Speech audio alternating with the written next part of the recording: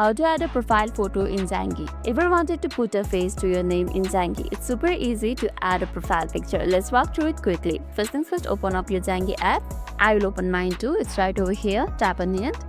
Once you're inside it, you will see this type of interface. Now what you have to do is simply tap on this setting icon which is in bottom right corner. Over here, tap on it. That will take you to the settings section. Now simply go to your profile which is right over here. Tap on it. There you will see an option for edit which is just not written edit, but you can see a pencil icon in top right corner. It's right over here. Tap on it. Then you can see an add section right over here which is to add a profile picture. Simply tap on this add right over here. And just agree your profile picture will be saved in Zangi system to be shown to other Zangi users as your avatar. Simply tap on agree.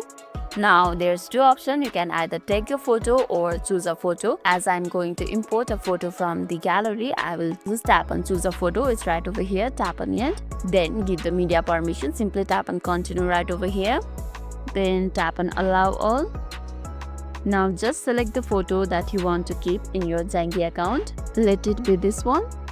And you can just crop it from here too. And there's also an option for flip it horizontally or flip it vertically. If your photo is just not aligned with what we are cropping right now, you can just use the flip horizontally or flip vertically right over here. And you can also rotate it by using this icon right over here. And after you have done editing, simply tap on crop, which is in top right corner over here. Tap on it. Then this will look like this. And if you are happy with it, simply tap on this tick mark, which is in top right corner. Tap on it.